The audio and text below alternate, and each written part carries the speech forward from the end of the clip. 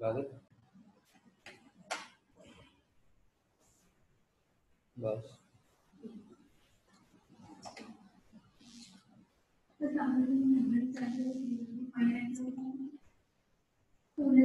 Assalamu alaikum students, I hope you will be fine at your homes. So let's have a review of the previous lesson first. Last time we talked about the products of anaerobic, the two types of anaerobic respiration, the alcoholic and the lactate pathway. We saw that how the two pathways, the products, and they undergo which further stages, which process is reversible, which is irreversible, and the one which is reversible, what happens to that. Then after that we also saw what happens to a person when a person what happens to a person when he is taking the oxygen. I mean the rate at which he is uptaking the oxygen before exercise, during exercise, and after exercise. We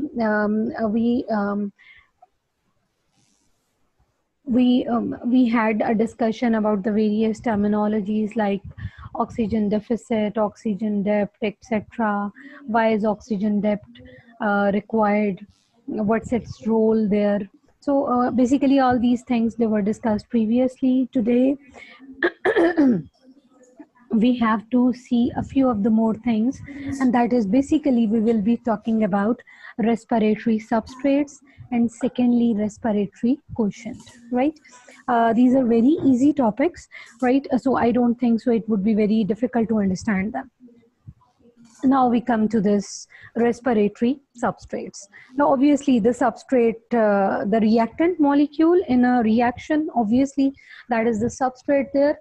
Now you see all those organic molecules which are oxidized or which are broken down in the process of cellular respiration to release energy, and of course that energy is then used for the synthesis of ATP.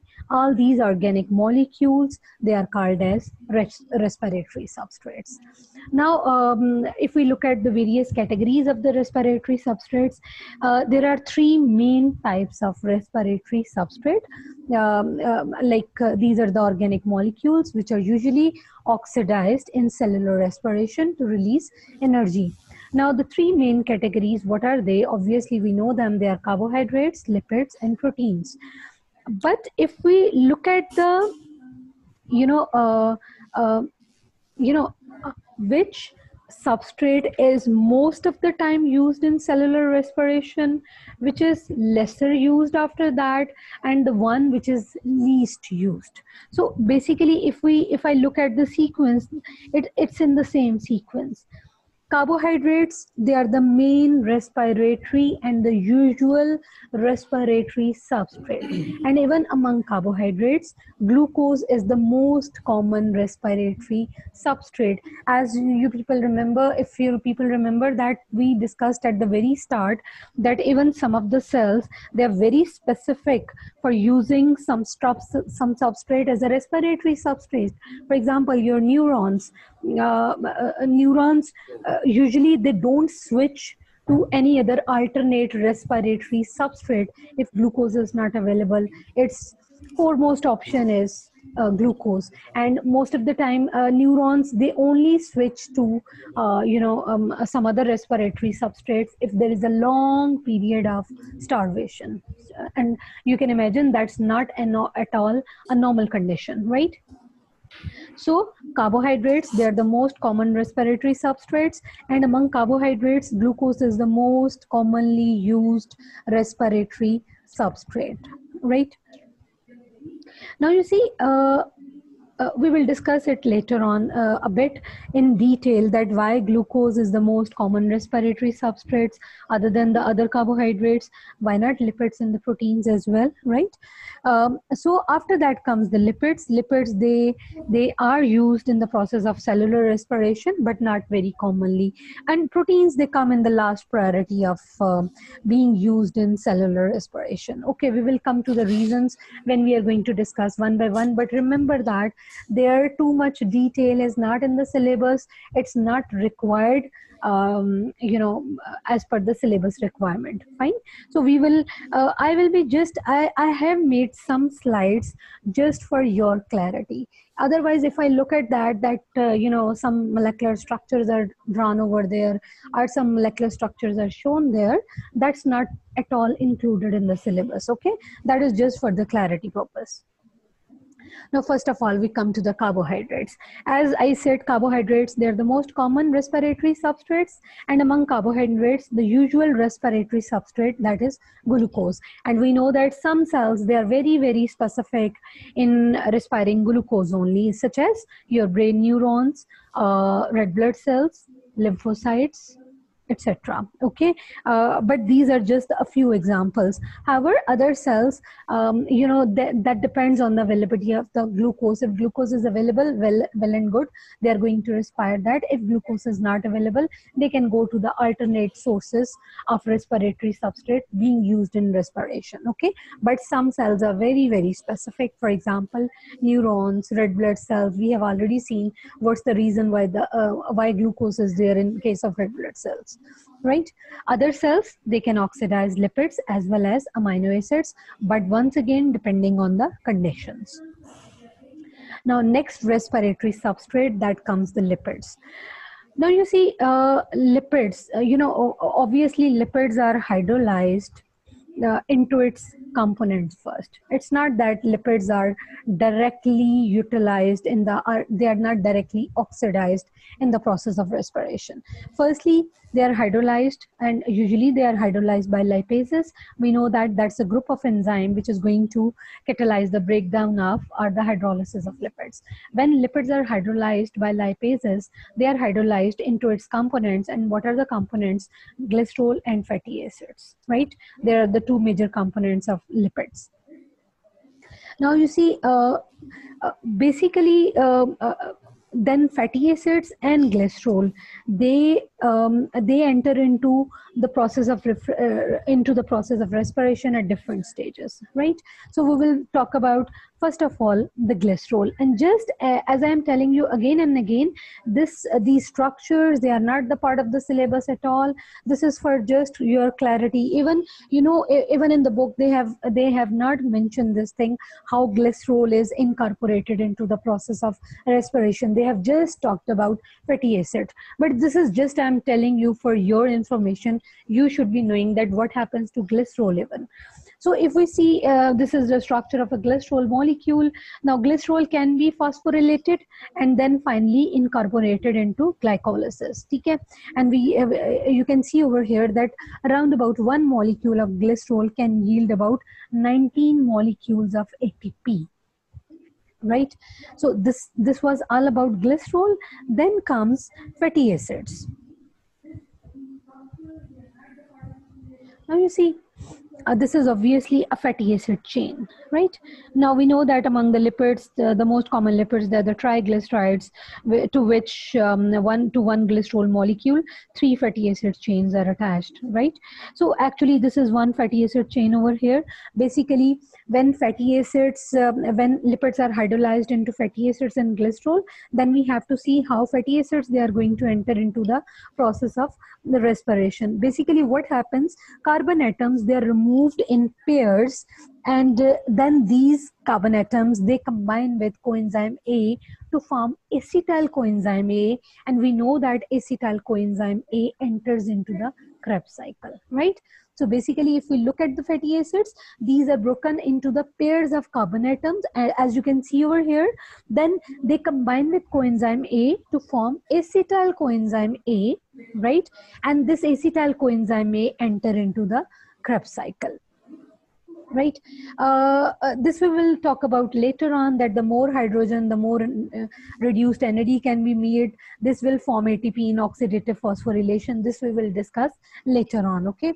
That is when we are going to talk about the energy values, right? But this is generally we know, because we know that much of the ATP production comes from the hydrogen, okay? So obviously, if a substrate molecule is having more hydrogen in that molecule, it means that substrate molecule is going to yield more energy, right? because in that case more hydrogen is going to be released, so more reduced hydrogen carriers will be formed. More reduced hydrogen carriers are formed, more are going to enter into electron transport chain, so more is the yield of energy, more is the production of ATP, right? So next comes proteins which is the third category of respiratory substrate. Now you see, proteins, obviously proteins, they have to be hydrolyzed into amino acids first, ठीक है? अब जो amino acids हैं उनके साथ दो काम हो सकते हैं. एक तो ये है कि either they undergo the process of deamination, right? D means removal, amination means amino acid. When their amino group of amino acid is removed, that is called as deamination. So either they are deaminated to remove the amino acid group, or they are transaminated. Transaminated means that their amino group is transferred to another molecule, right? Then amino acids can undergo the process of respiration. They can enter into the process of respiration. So for proteins to be used in the process of cellular respiration, first of all, they have to be hydrolyzed to amino acids. Then amino acids, either most of the time deamination occurs rather than transamination, okay? So deamination occurs, or whatever the transamination occurs. So amino group, in both the cases, amino group gets detached from the amino acids. Now what happens next to the remaining part of the this amino group? As you can see over here in the next slide, so this is, you see, this is an amino acid. So this is amino group is going to be removed, let's say by the process of deamination, or if it is going to be transferred to another molecule, that is transamination. So anyhow, in both the cases, amino group is not going to be there. So whatever is the remaining part of the amino acid, that is called as the, now you see what is left behind, hydrogen, carbon, carboxylic acid group, and this is the R group. So this is called as the hydrocarbon skeleton. So this hydrocarbon skeleton is basically converted to either pyruvate or acetyl coenzyme A. If it is converted into pyruvate, so pyruvate can enter into the link reaction. If it is converted into acetyl coenzyme A, then acetyl coenzyme A obviously can enter into the Krebs cycle. So this is how amino acid, it means glycerol can be, if we talk about the lipids and their components, when they are hydrolyzed, glycerol can be incorporated into glycolysis somewhere in the middle of the glycolysis, right? But obviously not as the main starting substrate, okay? And if we talk about fatty acids, in which carbon atoms, they're removed in the pairs, they combine with coenzyme A to form acetyl coenzyme A. So fatty acids, they can give their contribution in the process of respiration, that they can enter into the Krebs cycle via this way, right? As far as the proteins are concerned, we know that whether deamination occur or transamination occur, amino group is removed, and the remaining hydrocarbon skeleton, that is either converted into pyruvate. If it is converted into pyruvate, it enters into the link reaction. If it is converted into acetyl coenzyme A, it is going to enter into the Krebs cycle. But obviously both the pathways, they are going to be different, okay? Now you see, the question comes over here, or we can discuss it with the next slides, okay? I think that would be better. Next is energy values of respiratory substrate. Now this is, we have already discussed that most of the energy in aerobic respiration, that is coming from the oxidation of hydrogen to water, when water gets oxidized, okay? Now you see, from where this hydrogen is coming, this is when NAD and FAD they are going to give up their, when reduced NAD and FAD both, when they enter into the electron transport chain, they lose their hydrogen, okay? So basically it means, once again, we discussed this point already, more is the number of hydrogen in a substrate molecule, more is the energy released, because more is the hydrogen released, more hydrogen is released, more hydrogen carriers are going to be reduced, more number of reduced hydrogen carrier is going to enter into ETC, so more energy is going to be released, more energy is going to be released, so more ATP production is there. So Basically it depends, energy value depends on what? The number of hydrogen in a substrate molecule. More is the number of hydrogen atoms in a substrate molecule, more is the energy released, and so greater is the energy value of that respiratory substrate.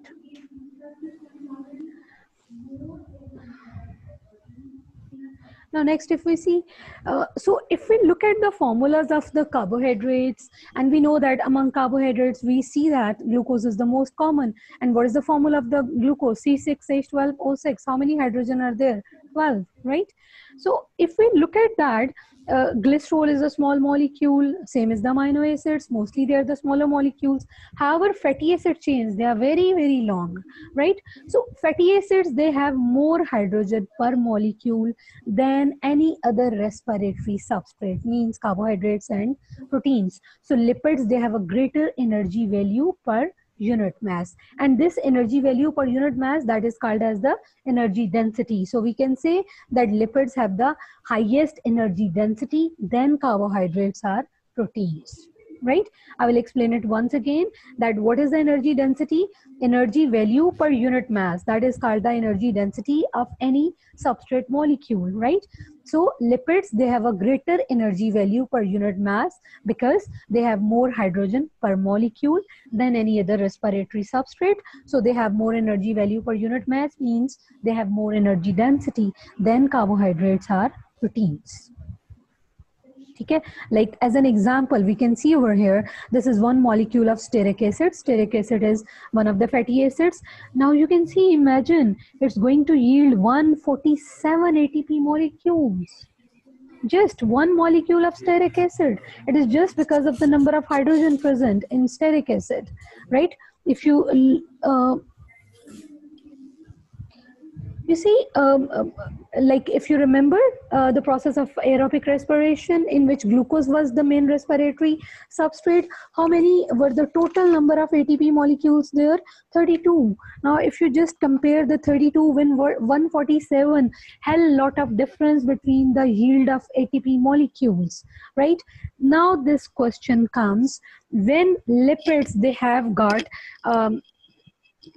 the highest energy density, are the highest energy value. And even if we, if we compare the typical values of energy values of three respiratory substrate, we will find lipids, they have got the highest energy value, highest energy density, then comes protein, and then come carbohydrates, right?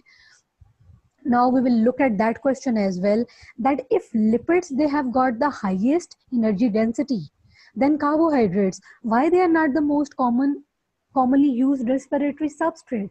And even the proteins, they have energy density greater than carbohydrates, even then they are not utilized most commonly in the respiration. Why is it so? We will come to this question later on when we are going to compare the energy densities of the respiratory substrate. First of all, we will come to this thing, how the energy value is calculated. Basically, the energy value of a substrate molecule, that can be determined with the help of this apparatus, which you might be familiar with in chemistry, that is called as calorimeter. Okay? If you people have studied the calorimeter, you must be knowing its mechanism, but its detail is not in the syllabus, but I will just let you know just for the clarity. You can see over here, actually inside of this calorimeter is filled with a known volume of water. Then you can see over here, this is a chamber. This is inside this is a small petri dish like structure. This is called as the crucible, right? In the crucible, sample is placed. Then you see oxygen is made supplied over there because aerobic respiration has to take place. Obviously, a thermometer is there which is going to record the temperature of the water, initial temperature of water, and then the final temperature of water as that. Stirrer is there. Stirrer is just obviously that is for the we keep on stirring it throughout, so that heat energy which is going to be released, that is going to be distributed uniformly throughout that volume of water which is present inside the calorimeter. So with the help of calorimeter, we can calculate the energy value of a substrate molecule. Actually, what happens there, that a known mass of a substrate, like you can see over here, it's written here sample in a cup. Sample means a known mass of a respiratory substrate that is placed in this crucible in the calorimeter, right? And then this known mass of substrate that is burned completely in the presence of oxygen.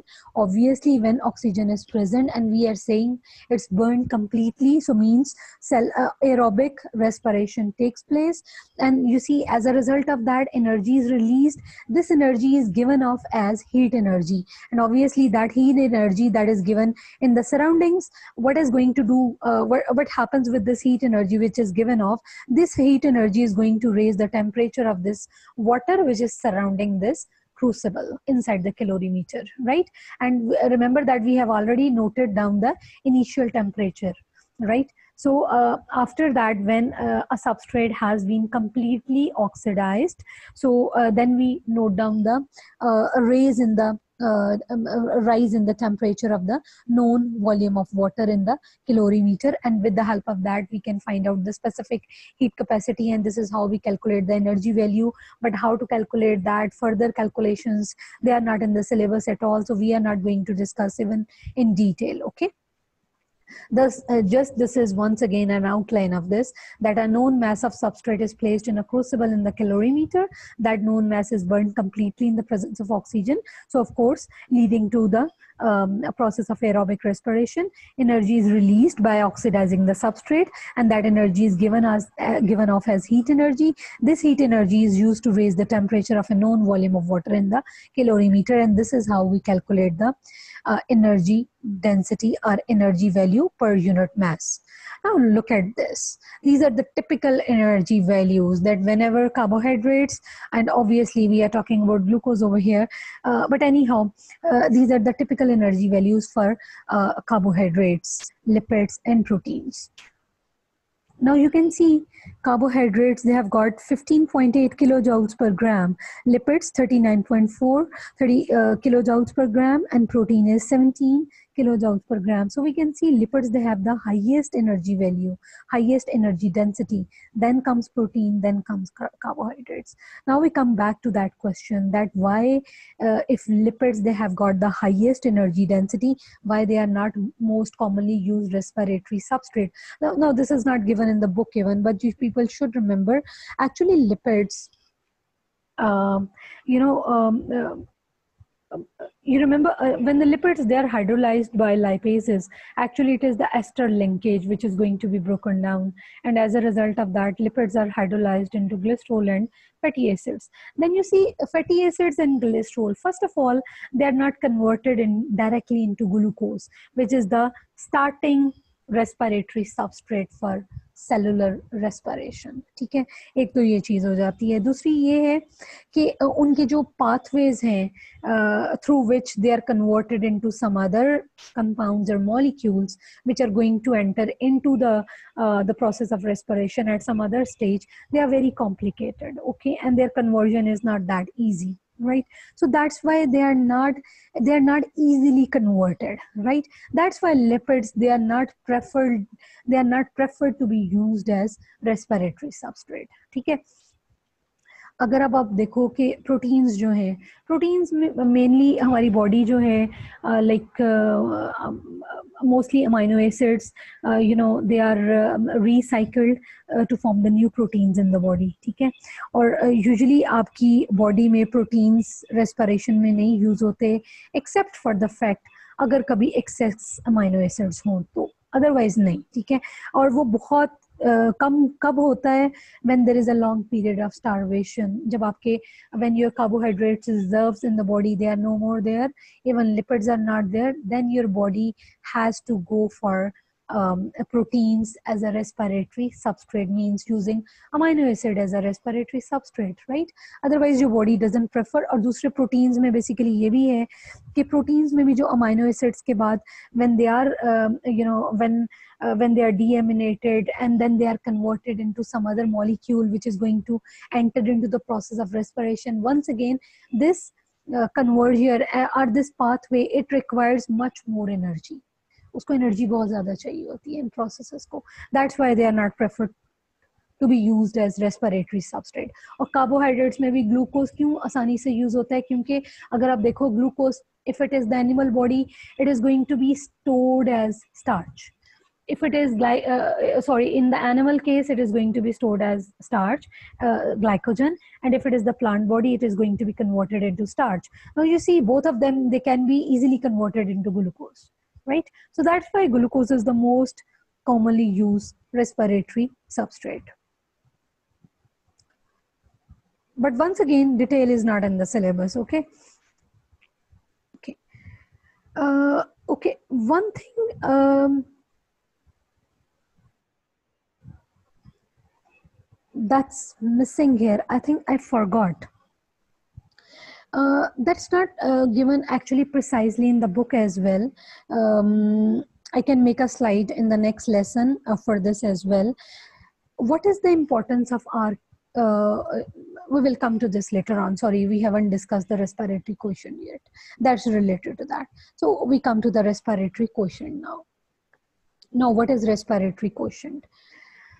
That is the ratio of volume of carbon dioxide given out per unit time to the volume of oxygen taken in per unit time.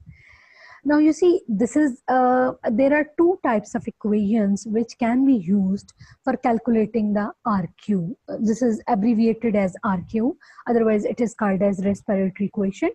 So there are two ways, there are two types of equations which can be used to calculate the RQ of any respiratory substrate. One thing is when we are going to measure the volume of gases, whether it is taken in or given out, right? When that is the case, but usually you see, let's say if in the Cambridge there is a question, what is meant by respiratory quotient? You will see always in the marking key, they go for this definition, they go for this equation rather than this. Okay, because this is the proper definition of respiratory quotient. And remember that whenever, if you look at the marking key, if you don't write down this thing, sometimes the student, they simply write down volume of carbon dioxide divided by volume of oxygen. No, you have to mention carbon dioxide given out and oxygen taken in, and second most important thing, per unit time or in unit time. That has to be mentioned there, because let's say if it is of 1 mark, then you might not get 1 mark for this reason. Okay.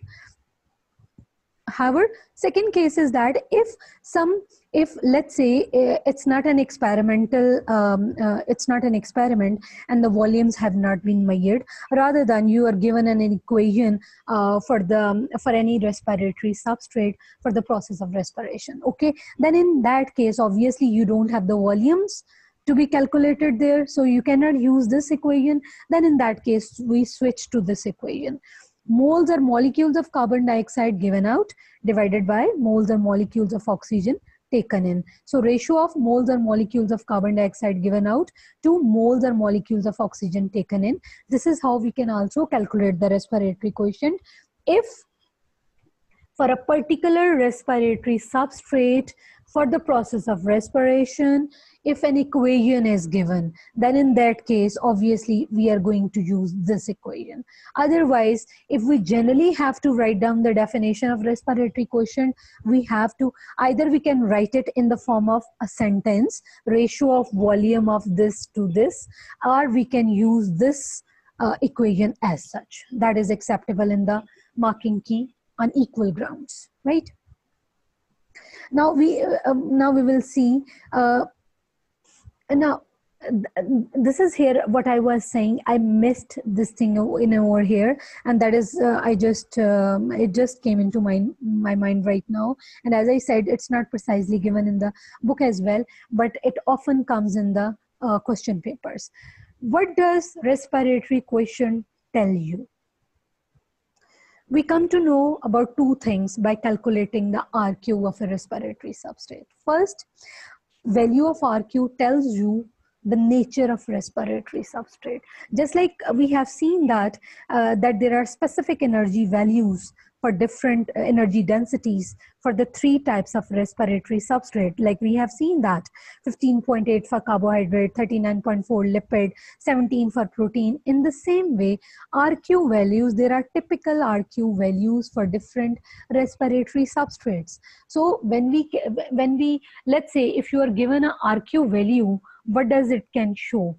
Firstly, it can tell you the nature of respiratory substrate. Means by looking at the value of RQ, you can tell whether the respiratory substrate used in respiration is a carbohydrate or a protein or a lipid, right? First thing, nature of respiratory substrate. Second is it also tells you whether the respiration which is taking place, that is aerobic respiration or anaerobic respiration. Okay, I think I can no, I shouldn't be writing it over here. Okay, I can write now.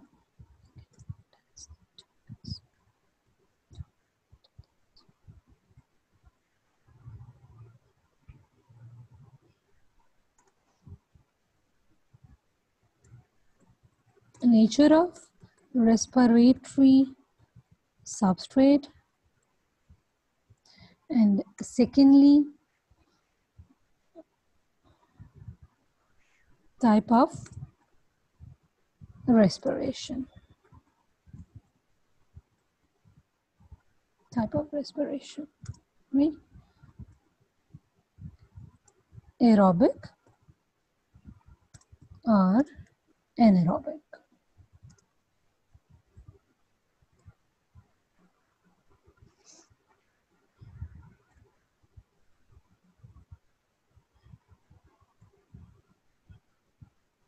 Right?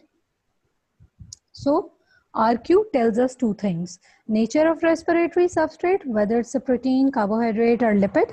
Secondly, what type of respiration has taken place, whether it was aerobic respiration or anaerobic respiration. So you see, we can come to know about these two facts only by looking at the value of RQ. That's it. Okay, now we will see a few calculations where RQ value have been calculated. Okay, in your syllabus, it's most of the time they give you some equations and they ask you to calculate the RQ value, and most of the time it's for a carbohydrate or a fatty acid, never about a protein, okay, or an amino acid, and even not the cholesterol.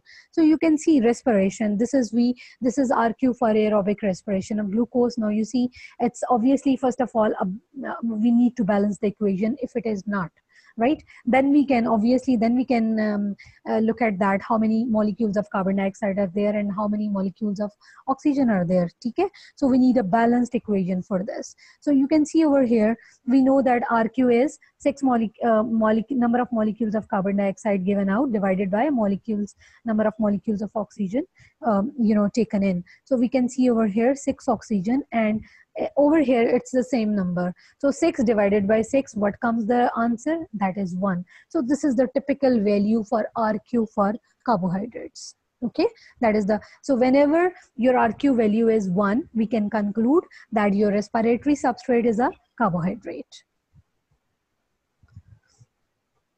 Then you see next, this is, you see, they have discussed about the RQ for aerobic respiration of oleic acid. Oleic acid is a fatty acid. Okay, so here is the equation given over here: C18H34O oxygen plus 25.5 oxygen, 18 carbon dioxide plus 17 water plus energy. And what is RQ? Once again, obviously carbon dioxide divided by oxygen. How many carbon dioxide are there? 18 divided by 25.5. So what is the answer? 0.7.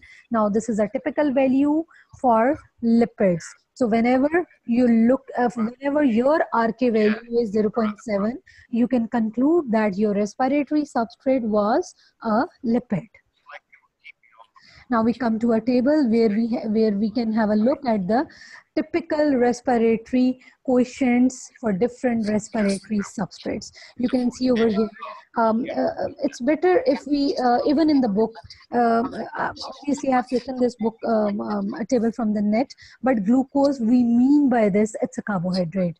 When we talk about fatty acids, means we are talking about lipids. And when we are talking about proteins, obviously proteins are there. But remember that, because in book, rather than fatty acids, they have mentioned lipids, and rather than glucose, they have mentioned carbohydrates. Okay, so actually that's one and the same thing. But let's say if sometimes if there is a question and you are given a certain value, then it's better to write down carbohydrates rather than glucose, and better to write a lipid rather than a fatty acid. Okay. Now the thing is this, what happens when respiration, and now we see when we looked at the RQ for aerobic respiration of folic acid, it was an aerobic respiration. However, the respiratory substrate was a fatty acid, means a component of lipid. When we looked at the RQ for the aerobic respiration of glucose, again, it was an aerobic respiration, but this time the respiratory substrate was a carbohydrate. Now we have to see what happens when respiration is anaerobic. Okay, what about the RQ value at that time? Now we know that there are two types of anaerobic respiration. Okay, first of all, we will look at that. What is the RQ for alcoholic fermentation? So see, this is the formula C6H12. Obviously, glucose is the main respiratory substrate, but in equation you don't find any oxygen because this is anaerobic respiration. So no oxygen. Alcohol is formed, ethanol plus 2 carbon dioxide plus 2 ATP molecules. So what is the RQ? Moles of carbon dioxide given out, moles of oxygen taken in. So it's 2, but obviously we don't find oxygen here. So we have to divide it by 0. So answer, what comes answer? That is infinity, right?